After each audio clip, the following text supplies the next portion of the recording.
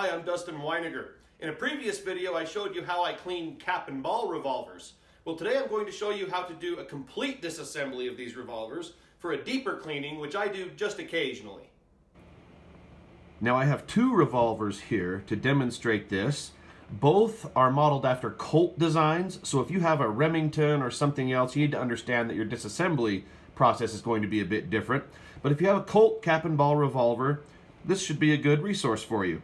Now, most of what I'll be demonstrating, I'll demonstrate with the 1851 Colt Navy because it's very similar to so many of the Colt cap and ball revolvers. The other one I have here is the 1847 Colt Walker, and mostly I have this here just to point out a few differences between it and the others. For the most part, the disassembly of the Walker will be about the same as the other Colt revolvers, but there are just a few differences. It's sort of its own animal. For instance, when I bought the Walker, one of the first things that jumped out at me is that this wedge that holds the barrel assembly onto the arbor drives into the gun from the right to the left. That's only true on the Walker. On the 1851 Navy, you'll see that it drives from the left to the right. It's also from left to right on the Patterson, which actually came out before the Walker, and they go from left to right on all the models after the Walker. So I'm not sure why the Walker goes from right to left, but I really don't think it matters. It's just an interesting difference that I couldn't help noticing. Another difference, on the right side of the frame, on the 51 Navy and other models, you'll see the bolt screw and the trigger screw protruding out the right side of the frame, as well as the hammer screw. Now on the Walker, that is true of the hammer screw, but you'll notice the bolt screw and the trigger screw do not come all the way through this side of the frame. Now the disassembly of the pieces inside is virtually the same, but you just won't see the screws protruding out. Just another interesting difference. The third and final difference I want to show on the Walker is just regarding the main spring inside the grip, but I'll point that out when we get to that. Tools you're going to need for disassembly of these guns is a non-metallic mallet and then just a flathead screwdriver with multiple tips. I use this set right here, which is actually not a great set. I picked that up at the local grocery store. I'm sure you can find a better one, but as long as you have flat screws, yeah, you can use a flathead screwdriver. Now, to start the disassembly process, I'll just show you on the Navy. I'm going to drive the wedge out of the gun, and I do that by giving it a tap with the mallet. Sometimes they'll just come out with your fingers, but this one does stick in there pretty tight, and it has a little clip on the wedge that keeps it from falling out. So as I strike it, I don't want to damage that clip, so I'm going to strike in and slightly downward to sort of drive that clip down as the wedge comes out, just like this. And now it can be pulled free. With the wedge removed, the barrel assembly will just slide right off. And now I'm going to remove the loading lever and the rammer with these two screws. And with these revolvers, these Italian replicas, my Navy here is a Pieta and my Walker is a Uberti. I've noticed that these are not the greatest screws. They tend to be a little soft. So make sure you're using a screwdriver that has a good fit, and you're being careful not to strip them up because it's easy to do. Not the end of the world, really. I mean, you could replace them, but you don't want to be replacing these screws if you don't have to. So just make sure that you're cautious whenever you loosen them and when you tighten them. Alright, so there goes the rammer and the loading lever. I never take this little screw out for the wedge. I'm always able to clean it with that in place.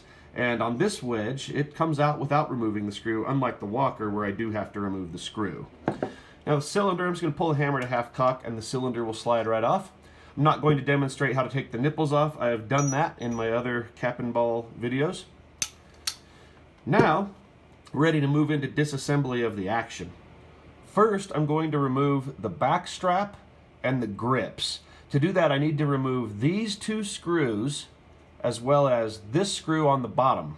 Now, you could take the top screws off first and then the bottom, or the bottom first and then the top too. But what I've found in my experience is that this back strap, it's on a little bit of a bind. And so as I start to take the screws out, it wants to spring out a little bit.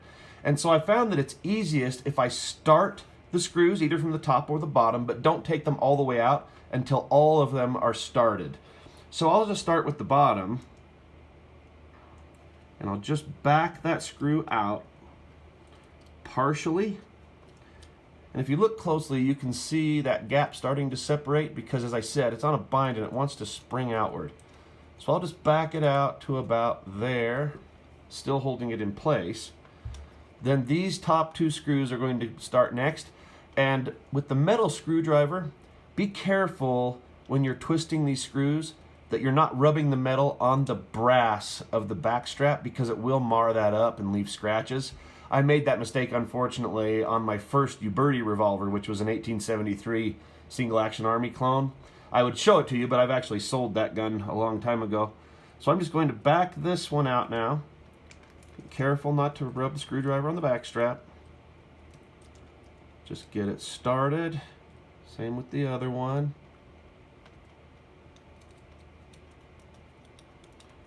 Again, you can see a gap starting to form right there as this is starting to spring outward.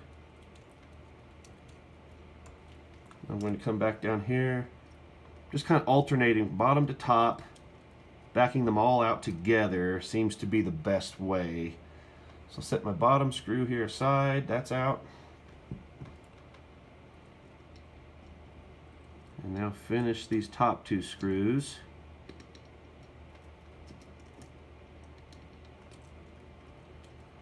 Okay. Well, maybe back that one up a little farther before it'll come out. There we go. And you'll feel the back strap suddenly loosen up. I mean, you can see that it's loose and there's no longer any spring tension there. So we got all the screws out, and I lay my screws in the configuration that they go in the gun. So my bottom screw is down at the bottom. My top right screw is at the top right, top left is at the top left. Just helps keep things together for when I put it back together to make sure I do it right. You could even set the screws in their holes, I suppose, and that would be fine. Now I'm going to pull the grip. That just pulls right out of that back strap, and set those aside. Now I'll take the main spring off, the hammer spring. I'm going to start backing out this screw at the bottom. You don't want to take it all the way out because the spring is under a lot of tension, which means it'll probably send that screw flying across the room. So I just loosened it a little bit, and now I can press the spring down and rotate it to the side out from under the hammer like that. And then I could remove the screw the rest of the way. I suppose you don't have to. You could clean everything in place, but I always do just take this off whenever I do disassemble my gun this far. And just to be clear, as I've said in my other cap and ball cleaning video, I don't do this complete disassembly very often. I normally just strip it down, you know, taking the barrel assembly off of the arbor, taking the cylinder off, and clean everything that I can. And that works just fine for the most part. For example, on this spring, this is only, I think, the second time I've had this gun all the way up. Well, third time on this one. But there's really not any corrosion on the spring. It's still in good shape. Now that I've got that spring off, notice the hammer is not under any pressure anymore. And I'm going to now take off the trigger guard and this trigger guard frame altogether with these 3 screws. And just like when I took off the other 3 screws, I'm going to back them out together just a little at a time. Put a smaller bit back on. So start right up here in front of the trigger, and I'll just start to back this one out.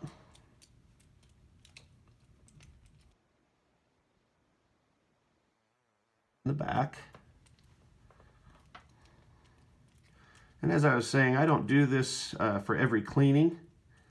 I've shot this gun I don't know how many times, and I take it partially apart for cleaning, as I showed in the other video, but as far as completely disassembling, this is, I think, like I said, the 3rd time is all that I've done. It doesn't have to be done every time you clean it by any means. Some people do, and I'm sure that's fine, but with guns, I don't like to take things apart that don't have to be taken apart often, because the more you're messing with these screws, the more you're wearing them out. But once in a great while, you'll want to take this all the way apart. Now, just like I did with the other 3 screws, on the back strap, I'm laying these out in the arrangement that they go back in. So now I'm going to just take this whole trigger guard frame off. And now we have access to all the internal mechanism. The trigger spring, and the bolt. And we're going to take those off. Now I'm going to remove this screw. So I'll back that out.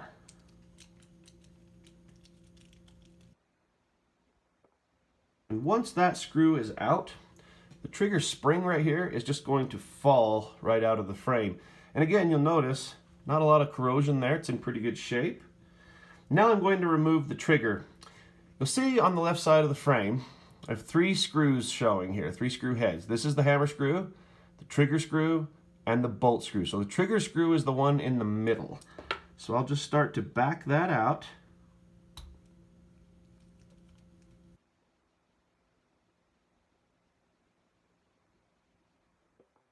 You'll see that it's sort of a pin. It's not threaded all the way down. That's just the pin that the trigger is riding on as it's pulled back and forth. So I'll set that aside, and then the trigger is just going to pull right out of the gun. And I'm going to set the trigger with the trigger screw so that I don't get the screws mixed up.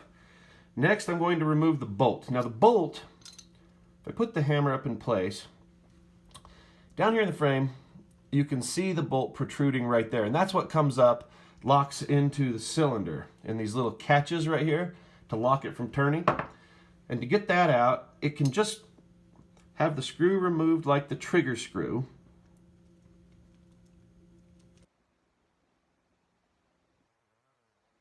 Pin. So you can see it holds that in place.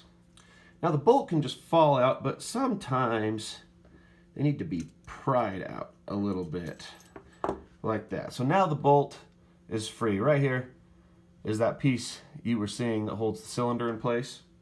Set that with its screw. And finally the hammer. So I've got the last screw here, the hammer screw. It's a larger screw, but it's a narrow gap, so I'm just going to use the same screwdriver bit that I was using before on the others. So back that out.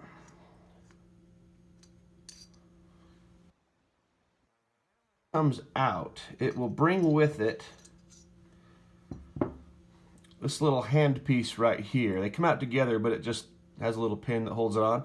Now that, what you're looking at there, this is what comes up when you pull the hammer back and engages the cylinder and turns it on the arbor. So set that with the hammer and the hammer screw. Now once you've got all this apart, like I do now, cleaning is very simple. I won't show you my cleaning process for these little pieces in this video, because all I do is I take each piece one at a time and just run it under hot running water in a sink and scrub it with a toothbrush. I wouldn't do that in a sink where you also work with food. I usually do it in a bathroom, vanity sink. But just do that with each piece. I just use hot water and a toothbrush, and once everything is cleaned, all the parts, all the screws, then I just wipe each one down with a light coat of Ballistol, and then you're ready to put it back together. They go back into the frame in the same order they came out. If you look inside the frame here, you're looking at it from the bottom, and on this side you have a notch cut out of it, right there, right up above this screw hole. And that's where this handpiece is going to slide up inside, is right in that gap.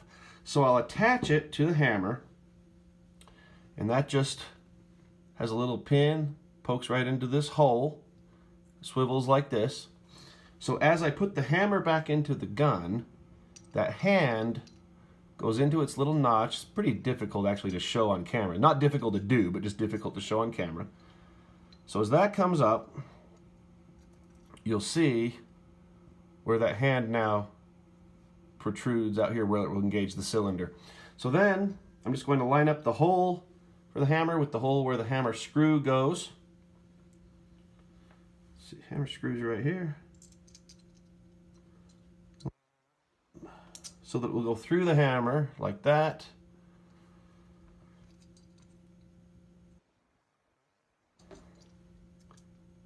And then tighten it down.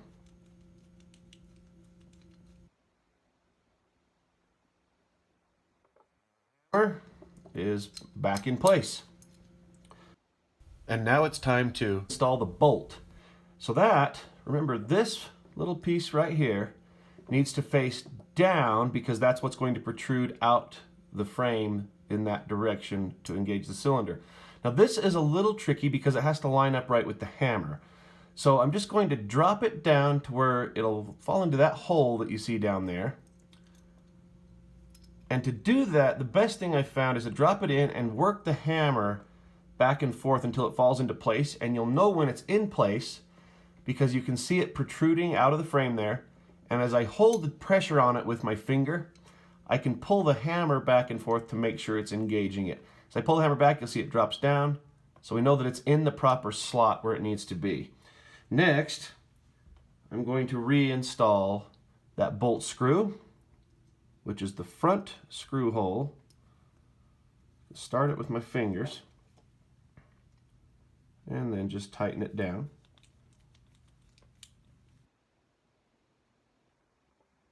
Bolt is now reinstalled. I'll now install the trigger. Now on the top of the trigger, it's got this sharp point, and that's going to drop down into the frame here next to the bolt and in front of the hammer.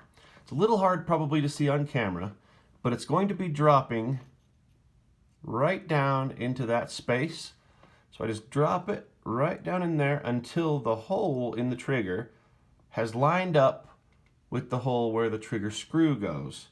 So then I take the trigger screw, start it under the hole through the trigger, get it started, and then tighten it in place just like the bolt screw. Hard it is to see this on camera, but when you go to do this yourself, you're going to find it's actually easier than it probably is looking in this video, because there's really only one way these things can go back together. You just have to make sure you are putting them together in the order that I'm doing it. Now, to make sure that the trigger is installed correctly and that it's working properly, what I do is put the hammer forward, and I'm going to take this finger and pull some pressure forward on the trigger as I pull the hammer back. You hear that click? That's the half cock position. If I pull it all the way back with pressure still on the trigger, pushing forward, now it's at full cock. From there, I'm now going to pull with that same finger here, pressure forward on the hammer. Now, if the trigger is installed correctly, as I'm pulling on the hammer, I pull the trigger, the hammer will release, just like that. So we know the trigger is working and it's installed in the right place. Next, I'll install this trigger spring. That is literally as easy as just laying it flat on top of those other pieces, but you do need to make sure it goes in facing the right direction. You'll notice there's a longer side and a shorter side. Now, the longer side goes on the trigger side of the frame. Now, it's very difficult for you to see on camera, but the trigger has a little notch cut in it. It'll look, on yours, it'll look like just a little edge, and the long side will just set right on that and then just lay flat in place. The short side has a bend in it so that when I put the trigger spring screw in, that's just going to put constant pressure on the bolt so that the trigger is in fact spring loaded like that. So now I'll just take that trigger spring screw, line it up with the hole, which you're going to quickly see on yours. Easier said than done. But once you get that lined up, see if I can do it in a timely manner for you in this video.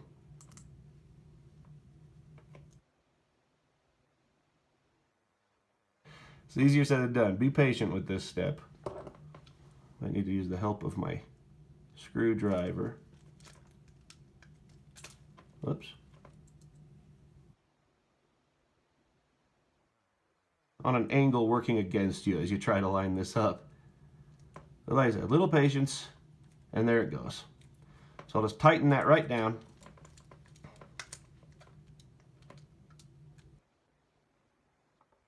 Kernels are all put back together and functioning. We can make sure they're functioning just by cocking the hammer back. It doesn't have a spring on it, but again, put a little pressure on it, pull the trigger, and if it releases forward, you've got it put back together correctly.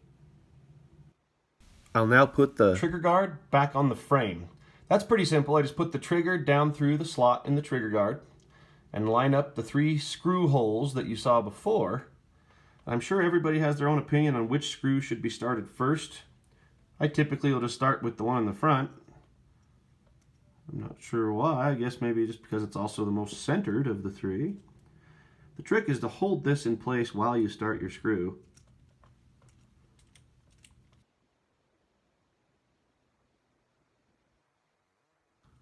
I'm just going to go ahead and put it all the way down. Okay.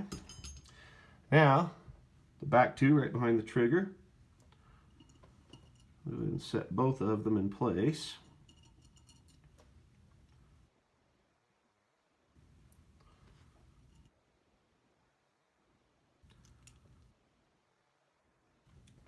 Tighten them down. And like I said on the back strap, be careful up here too, that you're not scratching up the side of your trigger guard with your screwdriver. No need to cause any unsightly damage here, so don't rush this.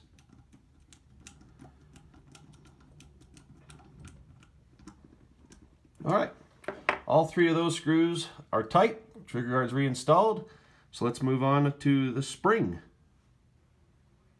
I'm going to line up the hole in it with the screw hole, but not in line with the frame. I'm actually going to leave it off to the side and just put the screw in and get it started.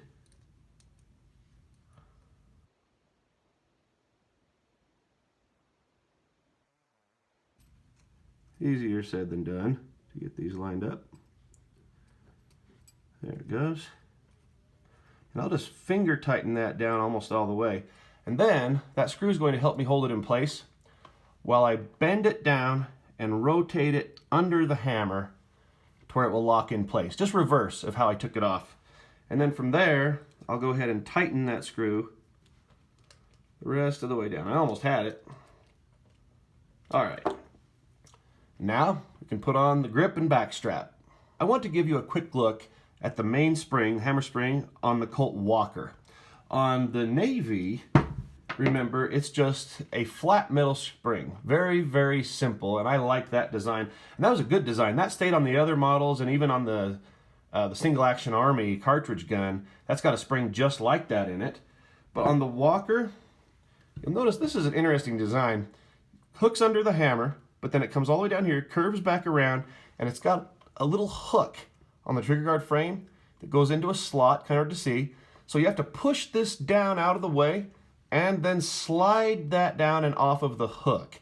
I don't like that design at all. It takes a little bit of patience and elbow grease to get that off, to be honest. But it's something you need to know about if you're going to disassemble a Walker. Like I said, the internals disassemble about the same, but I just wanted to give you a quick look at that interesting spring that the Walker has. Now for the back strap. There's this groove cut in the grip that just fits right into the back strap. So that will just slide. If I can get it lined up. There we go. No screws to hold that on. It's not needed. So this is put back together. Then, going to place this back over the trigger guard. And as I said, this has some flex in it. If I were to hold this down where it goes, you'll see there's a big gap up here. And vice versa if I start at the top. So just like when I took the screws off, I'm going to start all of them together rather than tightening one all the way. And my screws, as I mentioned, are laid out in the order they go. So the bottom one goes down here in the bottom. Let's see if I can line that up. And I'll turn it down some, but I'm not going to tighten it all the way down. I'm just going to get it started like that. Now up here, you'll need to sort of press this down as you start the screws so that it's not springing up, getting the holes misaligned. So set each screw in place. Started. Again, minding the back strap, not to scratch it up with the screwdriver.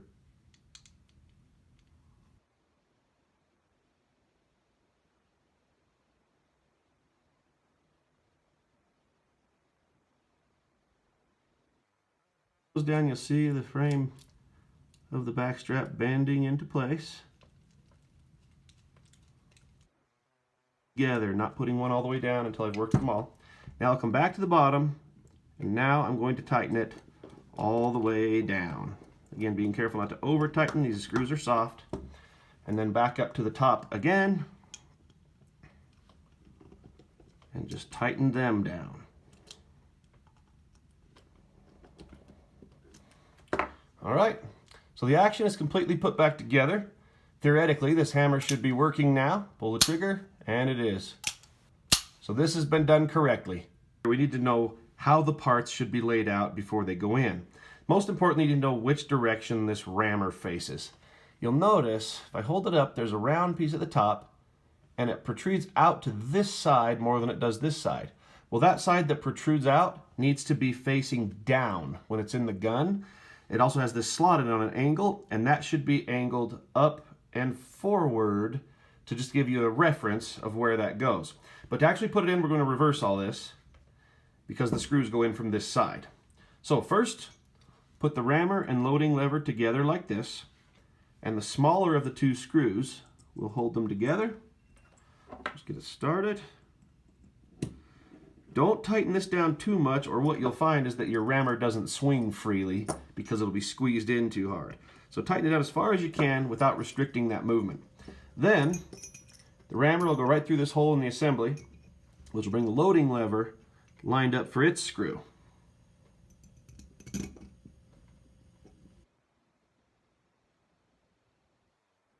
Yeah.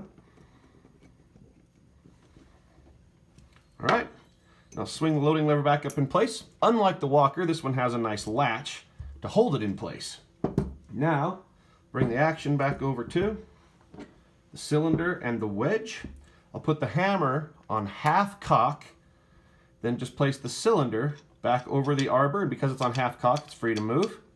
Then the barrel assembly goes on next, lining everything up in place. Wedge, remember, on this one, is driven from the left side of the gun to the right.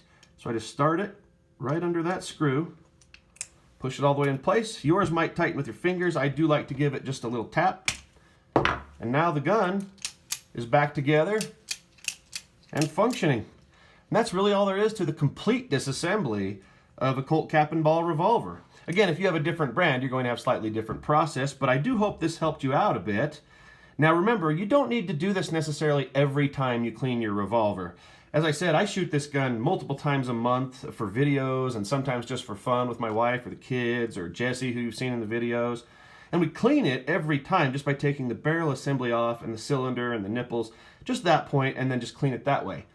This, as I said, is only about the third time I've had it completely disassembled, and you saw there was really no corrosion in there. So not something to do all the time, but something to do occasionally, just to make sure you're getting it completely cleaned out and functioning. Well, as always, I hope you enjoyed the video and found it helpful. Please remember to click the like button and subscribe to the channel so you can see more videos. And thank you so much for watching.